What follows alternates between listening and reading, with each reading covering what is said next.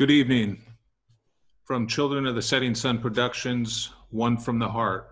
My name is Jay Julius, and I will be your host tonight. Tonight, we'll be looking at opportunities in this time of crisis. What are the positive opportunities presenting themselves as a result of COVID-19? Some opportunities seen are the need for developing new public health policy, the improving natural environment due to less human activity, and the care and sharing shown by many people of all races. How do we think about and sustain these opportunities? Tonight we have some great guests, four guests: Shanoa Igawa, Eric DePlace, Deborah Lakanoff, and Alex Rammel. First of all, I want to introduce Shanoa Igawa and ask her to open us up with opening song. Thank you, Jay. Thank Good you, evening to everyone. I just wanted to open with a song. It's the Ancestors Honor Song, and just thinking about the subject of what we're talking about tonight, and remembering our ancestors and remembering their teachings that we have, and how we can invite the spirit of them into this conversation as well, taking the responsibility on behalf of all life on this earth.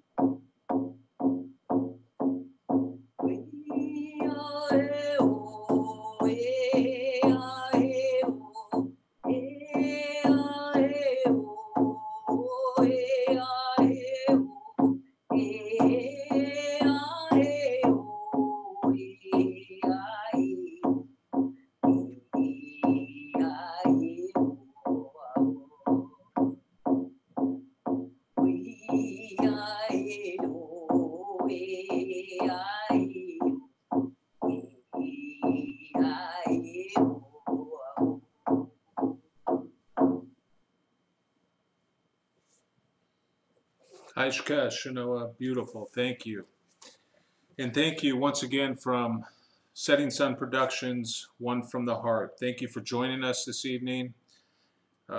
Thank you for practicing staying at home, safe distance from others.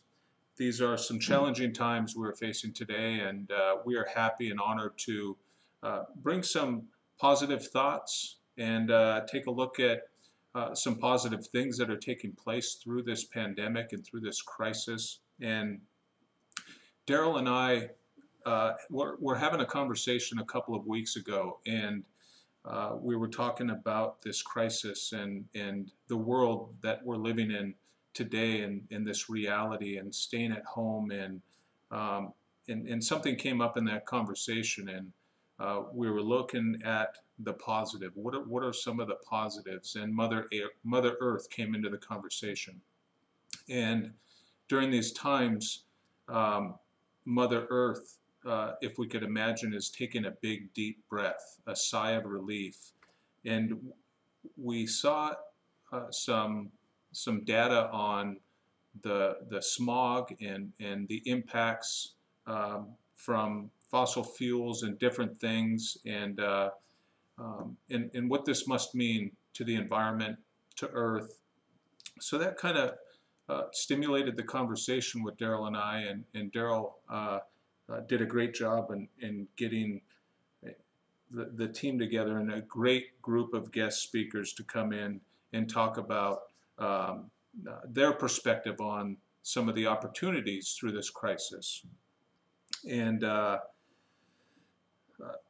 for myself, I've spent the last 8 years working to protect the salmon, and working with a team to protect the Salish Sea, and protect against fossil fuels, take a hard look at where we once were. And while we're here today, and we live the lives we live today, to really see where we're going and what our future generations are going to experience, and the life that they're going to have to live, we must go back to yesterday. We must go back, and we often have these conversations about what this world was like at pre-contact. And I was fortunate enough to be able to go out into the water 2 days ago, and the quietness, the lack of airplanes, and it was extremely quiet. So I was taken back in time, and over the years, we've heard elders, we've heard others, we've heard fishermen,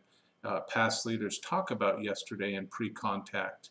And as we see policy being created today, as we look at the reality that we live in today in terms of climate change, and thinking about the next 7 generations as policies being made, I think it is an opportunity to take a look at the positive for Earth, the positives that are coming out of this crisis that we are facing today. Not to minimize what is going on. Our hearts and prayers go out to the families who are affected by this, and we send out our prayers to those who are struggling through these times, a lot of job loss, but really wanted to bring a conversation, a positive conversation, and what are some positive outlooks that we can take in today, but also encourage our policy makers to really not forget about what we're facing today, and tomorrow, as policies being made, to really reflect on where we are. So it's my honor to introduce these guests that we have here tonight. We have a great group of guests: Shinoa Igawa, Eric DePlace from Sightline, Deborah Lekanoff, and Alex Rammel. We're going to start off this evening with Deborah Lekanoff. Deborah was elected to state legislature a couple of years ago, and Deborah worked with Lummi Nation and all the tribes, but mainly Lummi Nation, in the Cherry Point fight.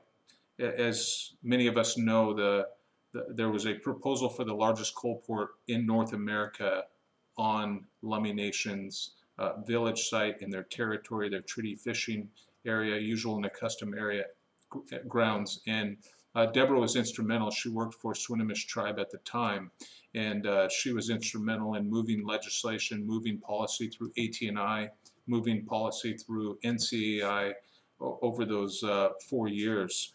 And Deborah is now a state elected, the first Native American elected to Washington State Legislature. It is my honor and my privilege to introduce Deborah. Deborah, welcome and thank you for joining us here at Setting Sun Productions, One from the Heart. Thank you. Thank you to Jay. Thank you to my colleagues, my friends. Thank you to Daryl for inviting me here today.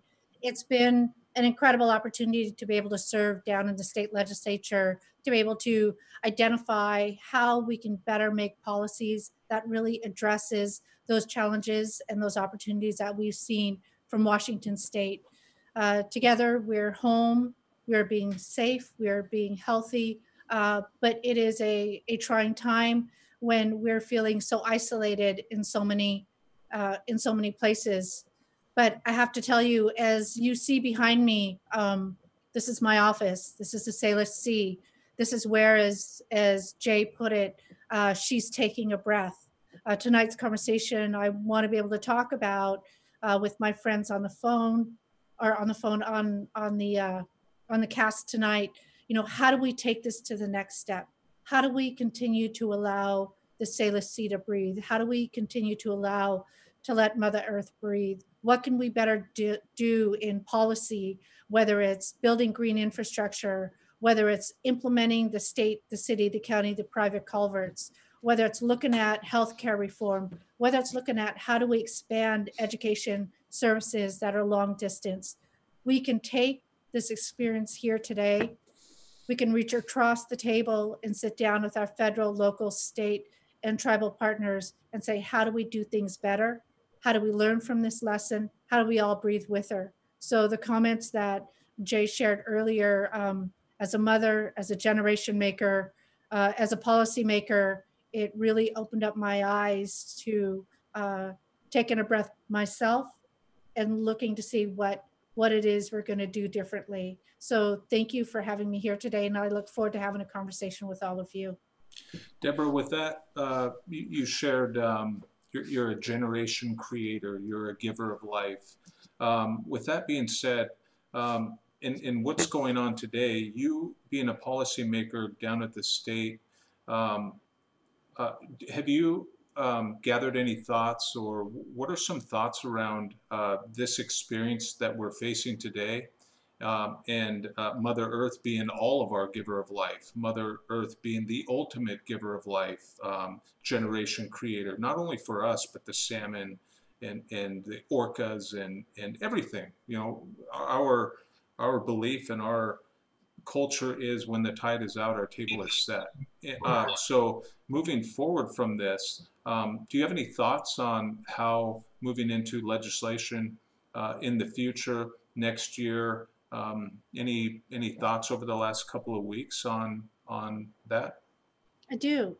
And of course, you know me. I'm like, you want me to give an idea? Here we go. I have a couple. I'm always set for that. You know, coming into the state legislature, I talked about those things that were important to our bloodlines, to us as Native American people. And that is to preserve, restore Mother Earth, to protect the environment. For me and for you, we're salmon people. When this tide is out behind me, it goes out miles. My neighbors are the eagles, the birds, the seagulls, the land otters. These are my neighbors out here who feast on the resources. In Olympia, as I've learned in the past 2 years, I'm not the only one who's thinking of generations to come. There are women who make up the People's House on the Floor who are generation makers. We're the ones who are the giver of life. We are the ones who think generations ahead. With that being said, we're looking at what we can better do to build infrastructure in Washington State. We know that infrastructure puts people to work. We know Washington State's economy is going to take years to recover, much less the nation. We're looking at having discussions with industry, with labor, with our local, state, federal partners on how do we build infrastructure that's long lasting. We know we do not want to be in another courtroom while our fishermen are sitting on the sidelines and our salmon are trying to get upriver, talking about rebuilding green infrastructure. We don't want to spend 17 years in court talking about culverts and what the best ways to repair it. Be it as it may, how it was built then is not going to be how we want it built in the future. having green culverts that are adaptable to the changing ecologies, having bridges that are green, working with the refineries that are here to make sure they're ready, addressing sea level rise. These are the type of infrastructure that we want to be working on. How do we create permitting that's streamlined, but permitting that reflects how it's going to impact generations to come? How are we going to implement the HPA ruling for years to come? So when we're building and streamlining our permitting, that they're green and that they address climate change. Many of you have heard me talk about net ecological gain. What a concept, to be able to take the earth and the water and the resources that you're responsible for and enhance it and give gain back to the habitat.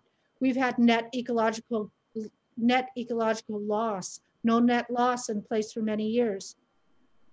We'd like to study and identify where has that gone wrong and where can we do better. And that is giving more back to Mother Earth than what it is. How are we going to give back more habitat, more riparian buffers, more cool and clean water? How do we create industry builders and contractors to be incentivized to be able to do this? We know it's going to be a difficult lift in the beginning. However, everything's a difficult lift in the beginning. It's hard to change. We're going to lift that up because we know as generation makers, 2 or 3 generations down the road, we should see the reaction. We should see the habitat giving back. We should see salmon giving back. Imagine having the conversations that we're working on now on watershed approaches. We're talking about investing in the state injunction culverts, which the state is continuing to do, but taking a look at working with cities, counties, and private landowners to also address the habitat and salmon recovery that needs to be done downstream. How are we going to better invest in strategic salmon recovery on the watersheds, take our individual watershed salmon recovery plans and incorporate it into long-lasting watershed approaches that give the salmon back? Jay, you know, and I know our children are the same age. They are not going to see the result of what we're looking for, which is immediate gratification of seeing the salmon filling the rivers.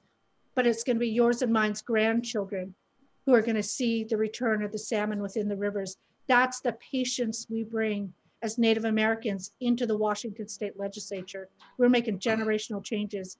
It's not going to be a fast result here. It's going to be a fast result here that says, how do we better help and how do we make those policy changes? And you know, I'm lucky to be able to work with Alex down in the state legislature. I sit in the very middle of the room between 2 parties that are now saying salmon is important and we want to work with you, Deborah. Help us learn and identify how to make those decisions. And I look all the way down to the front, down the people's house, and I see Alex turn back and smile, who's been fighting for a long time to protect the Salish Sea and the work he's done. And I look across the aisle to the Senate and I see Liz Lovelet, who brings an incredible amount of experience from cities and councils, who says, you know what, cool and clean water is important to me. The 3 of us understand that it's going to take a team, and the 3 of us understand it's going to take all governing bodies. So salmon recovery, net ecological gain, taking a look at incorporation of culverts, teaching the state legislature, salmon is part of Washington State's economy. It brings 60,000 jobs. It brings $6 billion. It is important for us to recognize how do we do things better. And we can only do it better at the local, tribal, federal levels. And every person needs to remember. There goes my dog. Let me put it on mute, Jay. Thanks, Deb. Thank you very much. She mentioned we have to be patient, and maybe not our generation or our kids' generation, but the grandchildren's generation. And that's always a challenge, dealing with the bureaucracy down in Olympia and with the federal government. It didn't take just a few generations to collapse the fisheries, the river systems, the habitat, and sometimes our thinking as fishermen, just common sense thinking, knowing what needs to be done. It's always a challenge to deal with that bureaucracy when it's just a few simple steps to get to where we need to be to heal the rivers, get the salmon back. And thank you, Deborah. Thank you very much for sharing a few words. It's my honor, my privilege to introduce to you our next guest. uh, Alex Rammel. Alex and I have worked together for a few years on different projects. Alex is a resident of Bellingham, Washington, and a single father. He was recently appointed to work as Washington State Representative as well. That's a part-time job, and with the rest of his time, he serves as a field director with Stand.Earth, a nonprofit based in Bellingham focused on holding corporations and governments accountable to treat people and the environment with respect. Eric, no. So with that, Alex, it is my pleasure. Thank you for being on the show. Thank you for joining us tonight. Welcome. Thanks, Jay. I really appreciate the opportunity to join you. Thanks for the invitation. Thank you. Daryl and the other members of the team have helped set this up. One of the privileges of serving in the 40th District Legislature is that I frequently get to speak right after Deb Lukanoff. And I can often just stand up and say, I agree with her, what she said. And looking at our state government, I think she really hit the nail on the head. There's a ton of work that needs to be done, and we're starting to see that coalition build. What I was hoping, what I was feeling moved to speak about today in answer to the question, sort of how do we come out of this and be part of helping Mother Earth heal. Really relates back to some of the experiences that you related at the beginning, Jay. The story of the coal terminal fights here in Washington State. Here in Whatcom County, the Gateway Pacific Terminal was proposed in 2009. There were, I think, 5 others around Washington and Oregon, and several proposed to the north in British Columbia. And our communities really came together in opposing. Sorry, I'm going to turn my, really recognizing how much the sun is there. Our communities really came together in standing up to oppose those projects, whether that was the opposition, the Lummi tribe, opposing the Gateway Pacific Terminal, the opposition here in Bellingham, other parts of Whatcom County that led to a major political shift in the leadership in our Whatcom County government. And we saw that mirrored in many other places. Deb Lukanoff was an instrumental part in many of the other communities that were standing up to oppose that. And what we saw was that when we stand together and when we work together over and over and over again, we succeeded.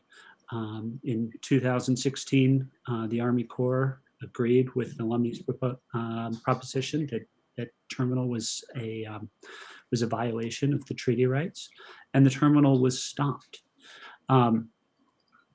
And in some tellings, that may be the end of the story, but I think there's a lot more to tell there, because as soon as that was done, local leaders in Whatcom County looked at it and said, hey, there could be another company that could come along looking at that property or one of the adjoining properties and propose something just as bad or worse. And so they stepped forward and said, what we want to do is say no, not only to that project, but to those kinds of projects, those fossil fuel export projects into the future. And began what turns out to have been now a more than 3-year-long process of coming up with a new policy that would prohibit those kinds of fossil fuel expansions anywhere in the Cherry Point area. That process has really shifted the kinds of conversations we have. 5 years ago, when we were opposing the coal terminal, the idea that that we could say that project is never going to happen And no project like it ever was something I would have given an enormous amount of my time, my energy, my life, what money I have to try and stop that project. And last year, in front of the county council, there was a hearing where we discussed a set of rule changes that said that not only will there not be fossil fuel export facilities of any kind allowed there in the future, or unrefined fossil fuel export facilities, there won't be a new pier of any kind.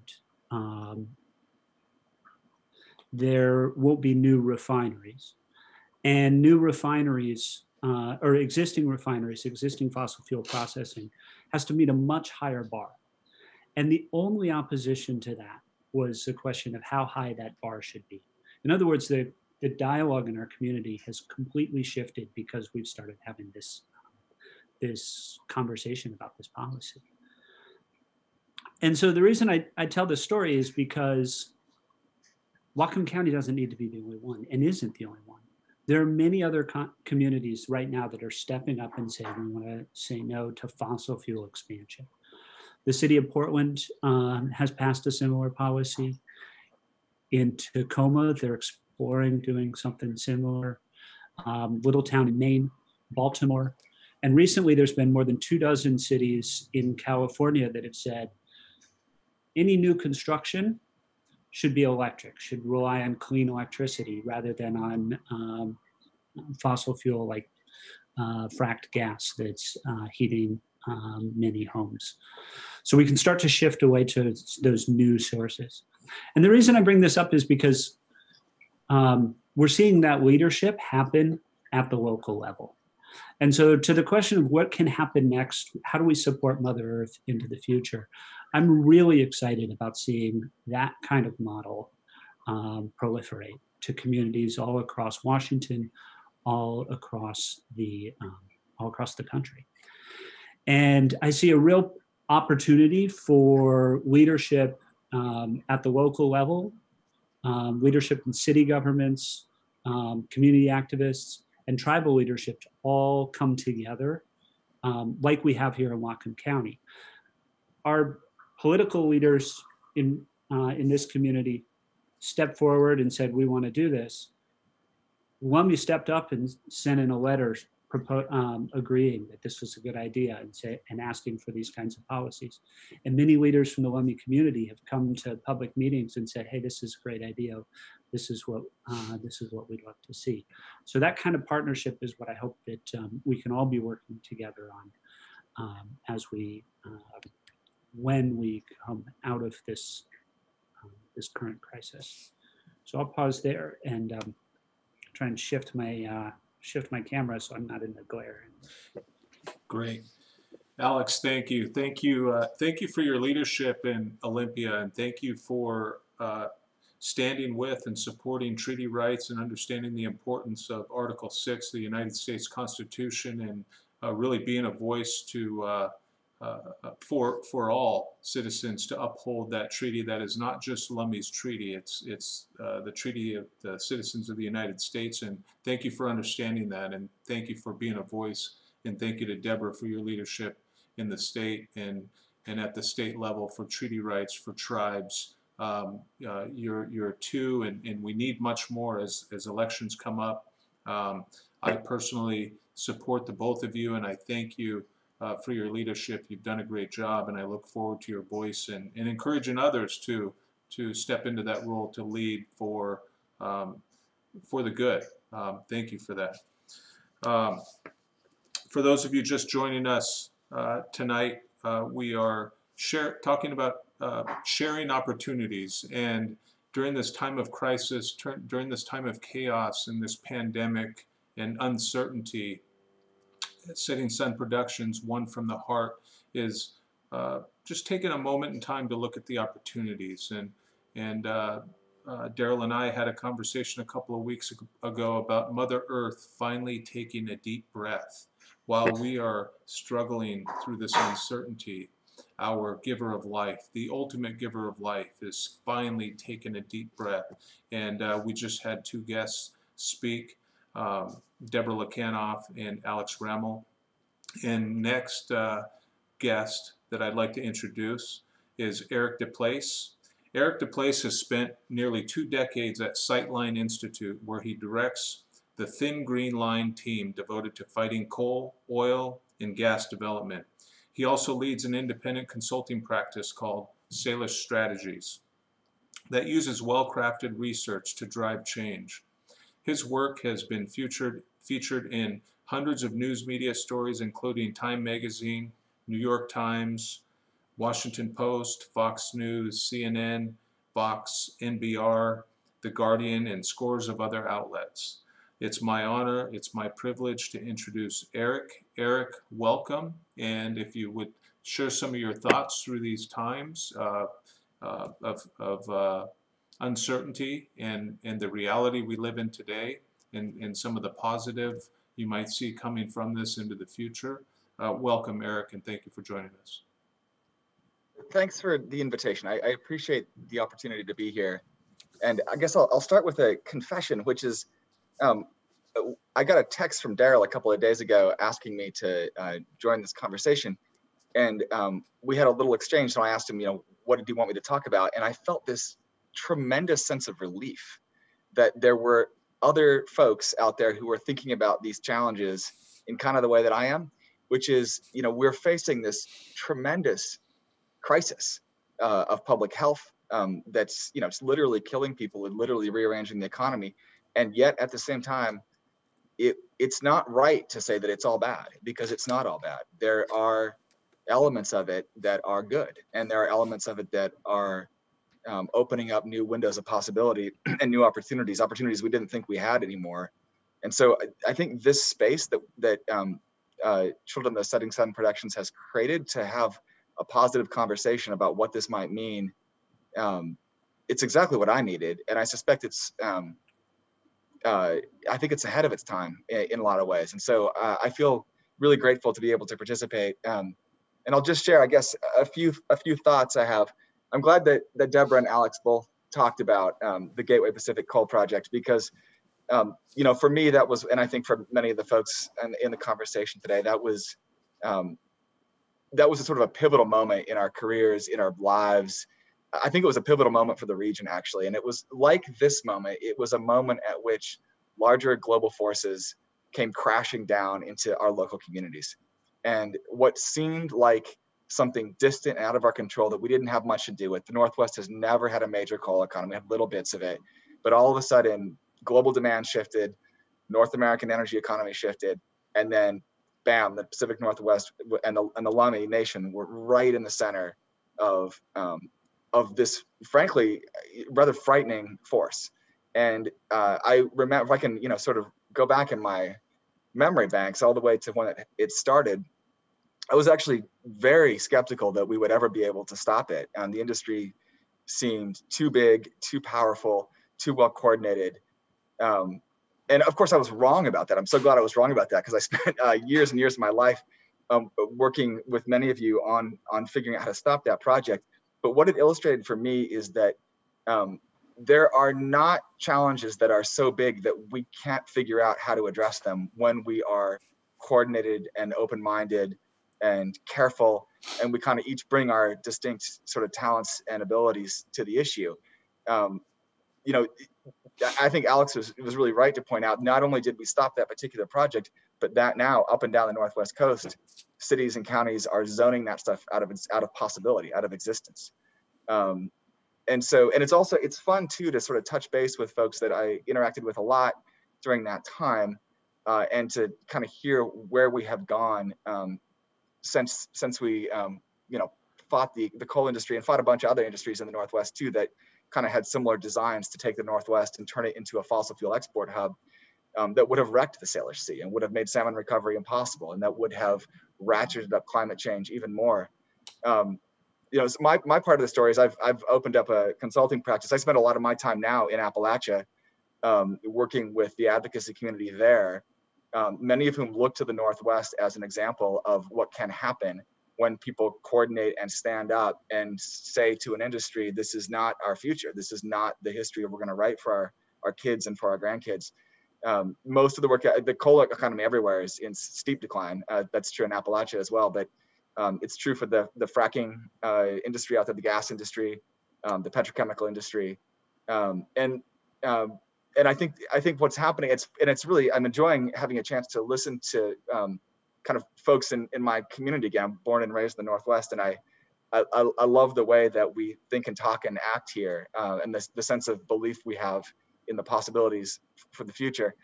And so it's really encouraging to me. And I think, you know, one of the things that's really interesting now is that I think although global carbon concentrations are in a bad place, and while there's no question about that, there's a very real sense in which we're winning right now. Like the political currency, I think, of the industry is weakening strongly. It was already in some degree of difficulty. And at the same time, we have our backs to the wall because global carbon concentrations are too high. We know that no matter what we do, we've locked in several degrees of warming. There will be serious impacts from that warming. And it's quite possible that things could go really, really wrong. And at the same time, there's a movement building that I think is more powerful than people realize. But as we've been drifting toward this really dangerous place for global climate, all of a sudden, the coronavirus, you know, knocked the chessboard off the table. I mean, everything is rearranged right now.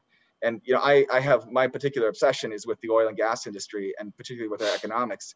And they are in a tailspin. I mean, so the Kansas City Federal Reserve yesterday said that 40% of all the oil and gas companies in America will go bankrupt in 2020 if oil prices stay where they're projected to be. So it's going to be a complete wipeout. There's no precedent for this. There's not a single analyst in global coal and oil who thinks that there's any precedent for what's happening right now. Everything has been rearranged. And it's, you know, it's for a couple of different reasons. One is the demand shock from coronavirus. You know, one is a global price war. But the frackers, the Canadian tar sand industry, that stuff is going to get wiped out. And I am, for the first time in too many years of working on this stuff, I'm actually optimistic. I've been skeptical. I've been bearish about our chances. Almost every single fight we get into, I think we're going to lose it. In the Northwest, we always win, so that's great. But I think things have shifted fundamentally, and I don't think they can come back. And there are a lot of reasons for that, having to do with the investment structure. Wall Street won't get near the oil and gas industry right now. There's some of its geology. If they have to stop production on some of this stuff, it's very hard to restart it again. It drives prices way up. It may be impossible in some cases. I think for the first time in years, we have a realistic chance of seeing the Trans Mountain Pipeline go away. That project was purchased by the Canadian federal government for $4.5 billion or something. It's now, the price tag is now at $12 billion and rising. And right now, a barrel, 42 gallons of Western Canadian oil, that's about the same price as 2 good cups of coffee in Bellingham. Wow. So there, it was trading for less than $6 for an entire barrel of Canadian oil recently. That's more than it costs to ship it. There are no buyers for it. The pipeline operators today were asking oil producers to stop producing because there's no place to put all the oil that nobody wants to buy. And so that, to me, that's huge. And I think it's not, so I'm glad to have this opportunity to talk about it, because we haven't had, I haven't had a chance to think about or to express, to say out loud that there are some things happening now that are part of a tragedy and part of a crisis, and they're horrible. And also the world's complicated, and there's some good stuff happening. I'm getting to spend a lot more time with my son, which is awesome. He's getting to sit next to me while I work, and I'm getting to sit next to him while he does schoolwork. And that was a gift I didn't expect to have happen. But it's been tremendous. And I think in many ways, the gift we have right now is that the earth was hurtling toward catastrophe. And a lot of folks who look at, scientific projections for carbon were saying, there's no way we can get back on track with scientific projections. And I think as of about a month ago, we can no longer say there's no way. I think we can say there's a possibility. Yeah. I think there's a window that's open now. And so the decision that we have to make is how we get through that window, and how we take this opportunity to rearrange our economy, and to rearrange our lifestyles, and a big part of that is how we tell a story that affirms what we're experiencing, which is that there is some good stuff about this. We've quieted down, we've calmed down. There's a chance for the world to take a breath and pause and decide, is this really the way that we want to live? Is this really how we want our lives to look? Or is there a different future that we can write? Because we have all the ability to write a different future for ourselves. So I guess with that, I'll pause and again just express my gratitude for being invited to contribute to this conversation. Thank you so much. Eric, thank you for sharing. Thank you for sharing that information. That's really powerful information. We've got questions coming in over Facebook. One is any articles that they can go seek on what you were talking about. And I don't know if you can point them in that direction at the end of the show. But thank you very much. We appreciate you. We always have. We appreciate your work and the work you do, not only for yourself, but for the greater good.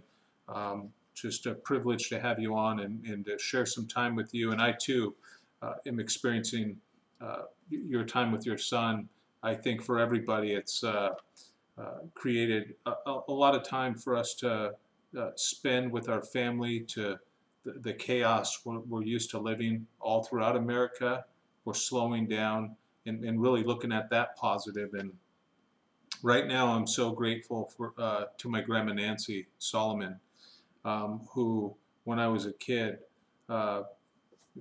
television wasn't allowed, and she would make us go outside and build a fort, make us go outside and play, and never go inside until it was time to eat lunch, and then back outside. I'm so grateful for her now, and I encourage all you parents who are watching this today to my grandma Nancy's words, let them come out of you, and kick those kids outside to go out and play in a good way by themselves. Build a fort by yourself.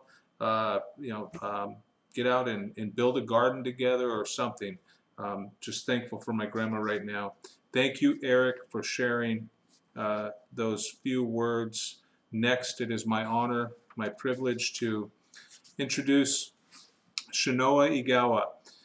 She is a Coast Salish of the Lummi and S'Klallam nations of Washington State. She is a medicine woman of the Native American Church, singer, writer, illustrator, photographer, and teacher of Qigong. If I mispronounced that, I apologize. Dedicated to bringing healing to our Mother Earth and to people of all origins. She is a voice to bring native wisdom and perspectives to the world when these teachings are particularly poignant reminders of our shared responsibility to live with respect for ourselves, one another, and all that gives us life. Shanoa, welcome, and thank you for joining us tonight. Thank you, Jay, and thank you, Daryl, for giving me a call, and thank you to each one of you who've spoken before me. It's an honor to be here with each one of you, and it's very uplifting to also to be talking about this subject and to hear from each one of you on the work that you're doing, the important work you've been doing for quite some time. And I want to just start by saying that I too had that feeling the other day when I was out walking in the morning. And I was walking down just my neighborhood street, and the sun was coming up, and I was looking around, and the light, everything about the light was different. It was that purity that was in the air, and there was like a stillness that I hadn't felt since I was a child, like some of you have mentioned. And it was quiet and fresh and pure, and it was so powerful, it stopped me in my tracks. And I stopped and I just admired what was going on in the nature around me. And I feel very hopeful about what's happening. I feel like it's in the way I see it, it's an act of divinity in favor of all life, that such an event is happening, even though it's very tragic in many places and that there are lives being lost to it. And but I think it's an opportunity for us to be self-reflecting right now and to take a look at where we're at within ourselves, and that we each need to see how that stability is the strength and the foundation as Native people, what we talk about is our foundation. You know, what is it that gives us life?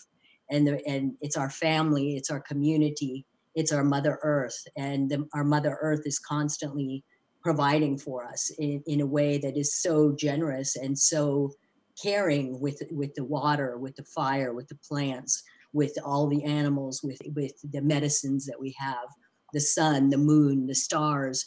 And in our teachings, you know, thinking about how as human beings, we are nature, we're part of nature, we're not separate from nature. We are made of nature. We're made of the air, the water, the fire, the plants, the animals, the light. You know, we're made with the day, we're made with the night. And so thinking about these things and feeling that beauty of how the entire world has come to a standstill, it's like a miracle to me, because this is what it would take for all of us to really see that we're connected. We are all connected. And even though people have had their battles and their differences and all these different things that have been going on since the beginning of time, now we're looking and we're seeing that this one thing that's happening, every single one of us has to stop and stay and really look at what's going on. And I feel like it's an opportunity to continue the unity that has happened, and how many people really care about this life and care about the quality of life and what that means. And it makes me think about some of our Native teachings where our elders have said, you know, don't teach everybody the same thing, because then we won't need each other. What we need is to have each person's gift shine, and every one of us has a special gift that we need to bring to the table. And then we need to look to each other and see what those gifts are. And then we need to reinvent ourselves a little and have a shift in our perspective, so that the work that we're doing, which is the work that all of you are doing here, by just thinking about the whole world in general, is that work directly benefits life. It directly benefits respect and responsibility and awareness of the way that we're all interconnected, and that the life was not sustainable before. And it's not about going back to normal and just sitting here waiting to go back to normal. We're seeing the benefits of slowing down. I have so many people in my life who just really struggle with their jobs, and they're very unhappy in their life, and they go for the paycheck, and they go and they go and they push, and they're stressed, and they're unhappy, and their quality of life is not good. And now it's like, okay, how can we take less and see how we can walk in more harmony? I see a lot of people putting their food to, you know, putting the gardens together and having that time with family, and slowing down. Like, I was laughing about it yesterday because everybody on the internet was saying, what day is it? Is it this day? Is it that day? Is it yesterday?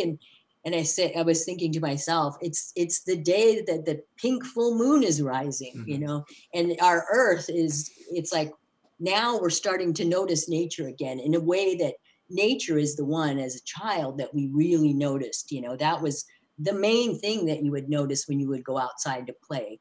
You would feel those feelings, and we kind of have forgotten them because we got into this routine of just pushing and going and from the mind. And that's another thing about our Native teachings. They say our teachings, they come from the heart. And the heart is the one that should be telling the mind how to help, not the other way around. So how do we remember our heart in what we're doing? And again, all of you, I see that work that you do that comes from the heart, and thank you for that. But I think that in our world today, there's a lot of the heart is missing. And so it is that time to remember that sacred origin that we have, and the breath of life that we're given, the miracle that we're even here on this Mother Earth in the middle of this galaxy, and how sacred it is. And we have our creation stories. All of the people, all of the cultures on this earth have creation stories. If you go back far enough, and they talk about what it is to be here in this life, and there's a responsibility, and we're here to learn, we're here to teach, we're here to heal, that we need to heal ourselves, and we need to awaken our hearts and awaken our minds and awaken our spirits. And in order to do that, you have to be still and you have to be quiet sometimes. And I was thinking about what you were saying too, Jay, about the Mother Earth taking that deep breath. And I was talking with some friends of mine the other day, and they were saying, Mother Earth is, you know, it's like she's been taking all of our toxins. We just throw things at her, you know, and she's just been taking it. And it's like everything comes to a level where you can't, there's a limit, and we've gone way over that limit. And now we have to really look at it. And she's like, okay, now it's my turn to detoxify.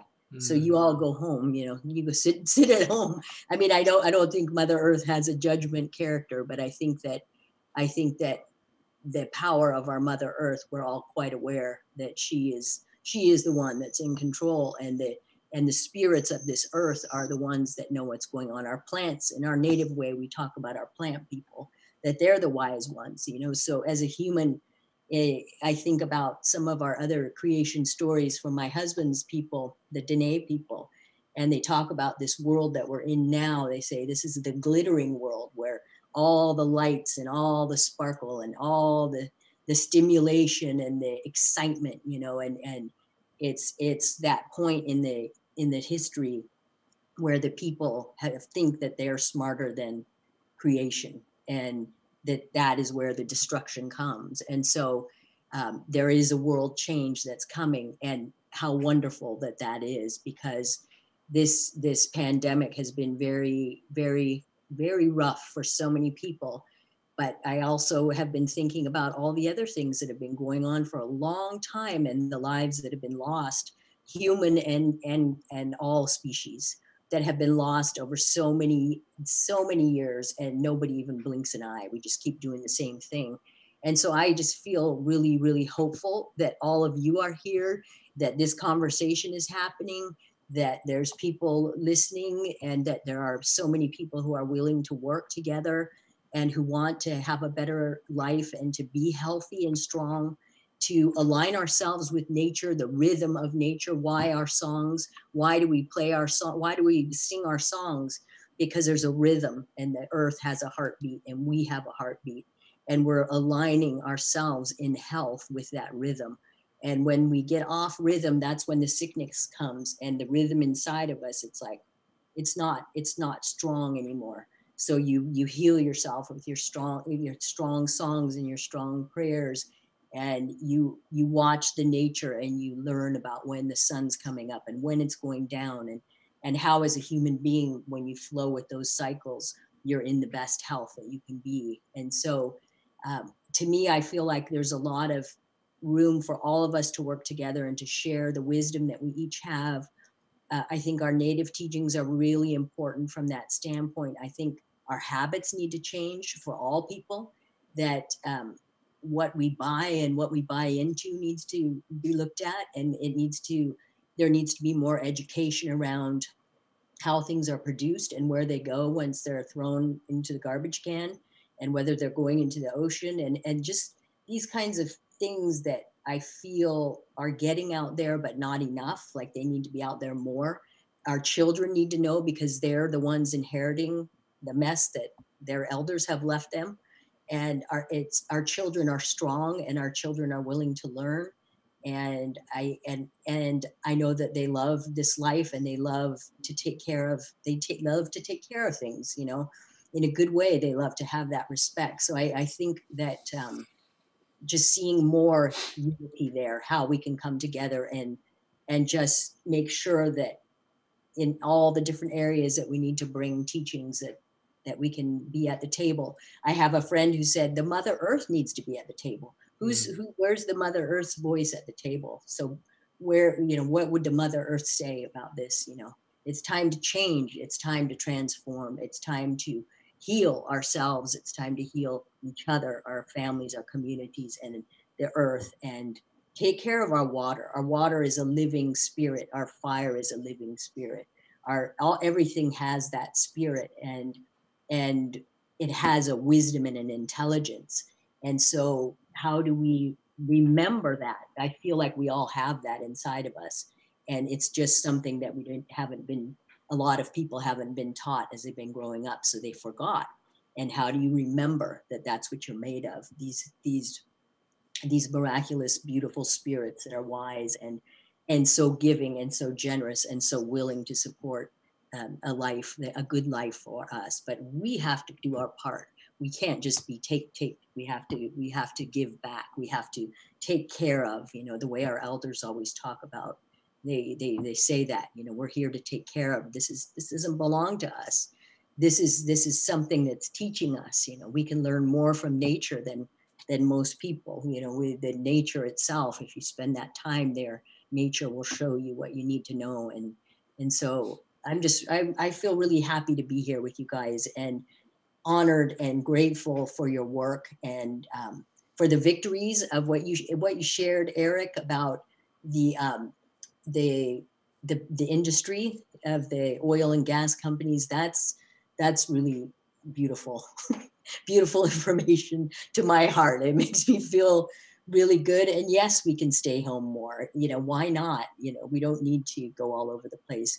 Yes, we can change, and maybe we'll even be happier than we are now. So I think that I just feel hopeful tonight at being in the presence of all of you. So thank you. I'll just say that much for now, Jay, and thank you for hosting. And it's good to see you again. And Daryl too. Thank you so much. Haishka, CM. Haishka, thank you for your beautifully said. And thank you for being a voice. Thank you for being that voice. All of the guests tonight, thank you for being that voice that she mentioned. Those without a voice need a voice at the table, and you guys are doing a great job of that. Thank you. At this time, I would like to I would like to introduce Linda. We have another special guest, and I know we are at 7 o'clock right now, but we have a special guest, Linda Mapes, here with us this evening. Linda Mapes has stood for ourselves, Lummi Nation, and been that voice. I was with you out at Orcas Island a couple of months ago, and out in the islands, and that's exactly what I shared. She was that mother voice. She was the voice when the story needed to be told or wasn't being told, and always so grateful for you, Linda. You have done a great job of truth telling and telling the story and sharing our story that I am truly grateful for. You've done a great job of telling the Southern Residents story, the Salish Sea story, and I'm so thankful. But I'd like to hear a little bit from yourself, Linda, and hear some of your thoughts, and if Doug's still with you, the both of you. Welcome, and thank you for joining us this evening. And it's always a pleasure to see you, both of you. Jay. I appreciate that. And so I've been listening intently and really kind of on the edge of my seat. This has been a beautiful presentation tonight, truly from the heart, from everyone. And I want to share just a little bit about what I've been working on the last couple of weeks since this whole world changed. And it's been my job at the Seattle Times to tell the story of tribal communities going through the virus crisis. And I've also been telling the story of the environmental impact of this change. And two things have come out in that work, and I want to share a little bit about them. It's been kind of an unallowed speech to talk about ways in which this is good, because there is so much suffering, and that suffering is very real. On the other hand, data also tells a story, which is that for the first time since World War II, we're seeing a little bit of a drop in the atmospheric carbon that we've been pouring into the atmosphere since the Industrial Revolution. But here's the thing, I wrote a story about this recently, which is that each time that we have seen a downturn in our carbon pollution, the last time was during the big economic downturn in 2008. The time before that was the collapse of the Soviet Union. You did see a big drop, but then as the crisis passed, people went back to so-called normal, and we surged right along, and right now we're over 400 parts per million, which is absolutely new on our planet. No human being has ever breathed this atmosphere. And the rate of change, just since the Industrial Revolution, you're looking at a literally geologic level change in our atmosphere, one of the most fundamental things that makes life on Earth possible in only 150 years. And so my question is the question that we've heard all of you talk about tonight, which is what will we take from this time? Will we rush right back to what we were doing before? Will things actually change? And I wonder about that as a journalist. I hold that story out there about the decrease in atmospheric carbon and the fact that we've done it before and it never lasted long enough to actually make a difference. There's a measurement in physics that's called the Keeling curve. It's the other curve that needs to flatten. The Keeling curve measures the amount of atmospheric carbon in our atmosphere, which is very thin, by the way. It's a delicate, tiny little margin between us and space. And a little bit of CO2 is a good thing, otherwise we'd freeze. We need that insulation, but what we have now is too much of a good thing. So much that, as Eric said earlier, if we were to actually stop producing CO2 today, it would still be hundreds of years before we began to see it dissipate by the natural processes of absorption into the ocean, into the plants, into the soil. The Keeling curve is this measure, and here's what it looks like. It goes straight up since it began in 1962. And it's going to take actually a longer downturn than we've seen in the present pandemic. It's going to have to be at least a year long and even bigger, deeper downturn in atmospheric carbon than we've seen so far. And actually, China is already starting to ramp back up. So this is the question and the challenge for our time and for all of us on this earth. What will we do now? What have we learned? What will we change? I want to offer another thought that's come out of the reporting. This is a story that'll be out in our paper in a couple of weeks. As we all remember, Earth Day, 50-year anniversary is coming up. It's on April 22nd. And so I thought, well, it'd be interesting to look back into history. What did we say in the Seattle Times on Earth Day, 1970? What did we say 50 years ago? And I'll read you the lead from our story, which ran on page 1. Here it is. Air pollution will cause a catastrophic warming of the Earth within 200 years unless man checks his plunge toward an overpopulated, industrialized planet, a government weather scientist said today. Well, there you go. 50 years ago. We knew, didn't we? Actually, we've known longer than that.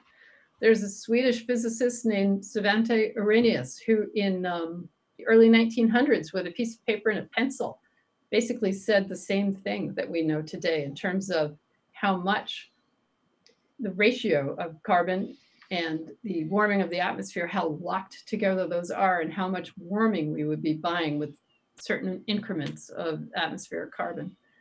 It was Alexander Graham Bell in the early 1900s who named the greenhouse effect. And so I call out these facts for all of us to look at and look at hard. And I look at Deborah, what you're doing in the legislature, Alex, what you're doing in the legislature. I look at the long witness that Eric has had about the environmental aspects of the fossil fuel world that we live in. Jay, I look at your leadership and an example, and I look at this conversation that Children of the Setting Sun has made possible tonight. And I think this is how change happens. It's ordinary people getting together to share what they know and offer what they can. And during this time, it is a chance to step back and say, okay, here's what we know. And we've known it for a long time. We've known it from Western science. We've known it from the teachings of the native people of this place. And so where do we go from here? Earth Day, 50 years later, what's really changed? What will we change for the future? Thank you, Linda. Thank you for sharing. And always great to hear from you. And just want to thank all of you guests. Doug, did you want to share anything? Here he comes. Well, I want to share some thoughts of a different kind.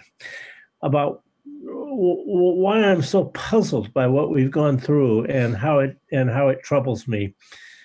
Totally apart from, I mean, the notion that in this experience we learn valuable things is true. It's undisputed and it's really valuable. But there's something that I don't understand how we will learn, and it's deeply, deeply troubling me. And I'll share with you what it is because it's coming from a little bit different place. We've known for a long time that the challenge of the warming climate was pretty profound. I mean, people wander around and they talk about existential problems, and I'm kind of down on existential. I never know exactly what it means, but okay, so this is the existential problem. If we don't solve it, like our existence is in peril. And so we know that, but nobody does anything about it. And so we talk about it, and then nobody really does anything about it. And whether it's for the notion of a corrupt or stupid leadership, or whether it's the fact that in our comfortable lives it's easier to do the things we do rather than change them, nobody does anything about it. Then along comes this virus, and if you step back, the virus is bad, but the virus is not very bad compared to the end of the planet. I mean, you know, you wouldn't want to say this in an open microphone, but a lot of people die. Well, it's not that very many people compared to the population of the planet. And so the crisis that we face because of the virus is a immediate crisis. And look what happens. All of a sudden, the entire world stops. Governors shut down businesses, and businesses send home their employees, and all kinds of people are thrown into quite cataclysmic change in their lives because of the coronavirus and its implications. And you say, wow, how do we get that to animate the way we feel about the things that are destroying the planet, not on the virus scale, but on a carbon scale, because we're like in a lot of trouble and we got to do something. And so we look at the coronavirus and we say, well, that got governor somebody or governor somebody else or mayor somebody or tribal councils, and more power to all of them. I mean, this isn't to say that they shouldn't have done those things, is to say it's how wonderful that they did do those things. But what was it that triggered that? Was it because and people will say, well, it's because it's now, and it's because it's your neighbor or you're somebody in your family and you want to protect all of that. So you know now you must change. Well, if you look at climate, it's about our neighbor and ourselves too. And on the scale of any kind of a time frame that anybody would have any sense of, who had any sense, I mean, it's coming at us as fast as the coronavirus on a geological time frame or any time frame that has to do with generations. I mean, it's right here, right now. But we can't get Donald Trump, or we can't get somebody else, or we can't get another person to actually say, yeah, we actually got to do something about this. And I find that troubling, but I also find it really puzzling because it seems to me a part of the, one of the questions, what are we going to learn from all of this? One of the really interesting questions is, what will each of us do differently because of this?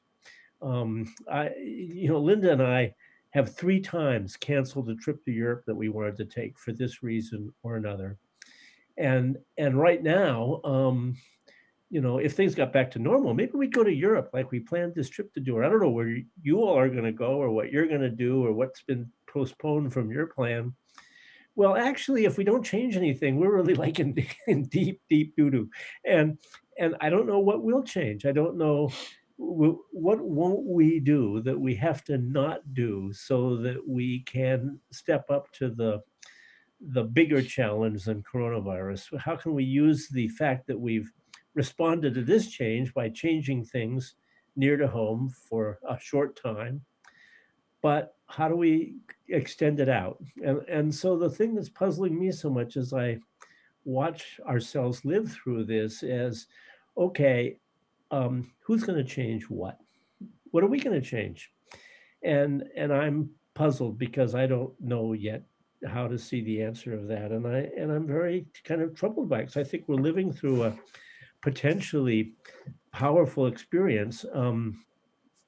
But if the new normal or post-COVID is going to be a normal that's going to help us with the bigger problem of climate and the fundamental ability of the Earth to function for us and and the rest of nature with whom we share it, given how much damage we've done to it, something very profound has got to change, and I don't know how that's going to happen. And so when I lie awake thinking about, gee, am I worried about something? Yeah, am I worried about getting coronavirus and dying? Yeah, a bit, and because I'm at risk. Am I worried? What do I do if Linda comes home one day and she starts to cough and sneeze, or if I talk to one of you on the phone and all of a sudden it's clear to me something's wrong? That's bad. But that's nothing bad compared to the fact that we can't get a control over our human, whatever they are, wants or needs or whatever, to slow things down and get back to a harmony, which if we don't find pretty soon, we're going to lose the whole deal. And so when I worry about the coronavirus, I worry a little bit about the coronavirus, but I worry more about, okay, so can we learn anything? Or are we just, because we're humans, too stupid? How's that for a positive aspect to put on the whole thing? 'Cause I'm kind of worried about the stupidity factor, actually. Yeah. And if you look at our response to coronavirus, a lot of good things have happened, but a lot of really stupid things have happened too. And some of them, we're in our local communities, in our families, we can do some things that are right and responsible. Or a tribal council can do something that makes some sense. But I can't see, I won't characterize what I think how to call the guy in charge. Uh, the guy is not making the right decisions, and he doesn't get it. And we need, and so we need to figure out a way that this teaches us that the future has to change, not just today and tomorrow, because of this terrible virus that's come along. I'm not worried about the virus. I'm worried about the atmosphere. And I don't see how we bridge that. And I'm very worried about it because that's what worries me about the coronavirus. So that's what I was sitting here trying to think about how to say. Well, thank you. Thank you for sharing. I'm an optimist. I have to believe that there is hope. And with those of the guests that were on today, state legislators, policymakers, I think they bring us hope. But I agree 100%. We have to collapse timeframes. We don't have much time. Alex didn't go much into a campaign that they're launching, but it's called Safe Cities, and in there identifies exactly that. We do not have much time. However, I believe that, yes, policymakers, leadership, bringing up our children in such a way that we forward think 7 generations and really take a hard look at where we're at. That's really important. So that's something that we can all do, is talk about yesterday and what it was 6 generations ago, what it was like to walk across the backs of salmon on our rivers here in Washington State, and the streams and the purity, and because we have to know what it once was to understand where we are today. And quite honestly, the reality is the natural world will restore herself one way or another. I just hope we can step up, borrow some courage from Billy Frank, borrow some courage from our past leaders, from our elders in the old teachings to incorporate that. It's not one man sitting at the helm that's going to make this difference. It's a group of policymakers. But I understand where everyone's coming from at the same time too, the uncertainty. And but in closing, I want to thank Auntie Danita Zahn and Ron and Bo and John and the team, Natasha, Mark. I want to thank the Setting Sun Productions team for making this possible and doing such a great job, and all the guests for being here and sharing the story, trying to look at the positive during this time of crisis. Thank you guys for sharing your story, a little bit of hope. I want to thank the front line during these times. We're not here to minimize the crisis. We're just trying to bring a positive aspect to today in this time of crisis. And chaos. But want to thank the front line. I want to thank, here at Setting Sun, we want to thank in particular the Lummi Nation Council and the doctors and the entire team for keeping us safe and implementing policy before the state does, before the feds do. You are honoring Lummi so much by being there, being ahead of everyone else. And I personally, and here at Setting Sun, want to thank the Lummi Nation for continuing that. Want to thank all the workers at the grocery stores for that sacrifice, and the nurses and the kids for staying in or only playing in your yard, and everyone practicing being safe during these times. Next, on Friday, just a quick note, we're going to have a guest, Jake Locker, Coach Jake Locker, former player Jake Locker, a local, a friend, and Jerome Toby, to hear a little from some coaches, some encouraging words about how they're handling this situation in these times. I want to ask Shanoa, if you can close us with a song in a good way. I want to thank you again for your wonderful words, your voice for the voiceless, and thank you again, panelists, for being here. Shanoa. Just say thank you again to everybody. Thank you so much. It's truly wonderful to be in the company of each one of you, and just offering a prayer to close this conversation, and that it can continue, and that we can step up, and in all of our lives we can each take that step up and make those changes that we need to make, and put that effort forward, because we understand what's at stake.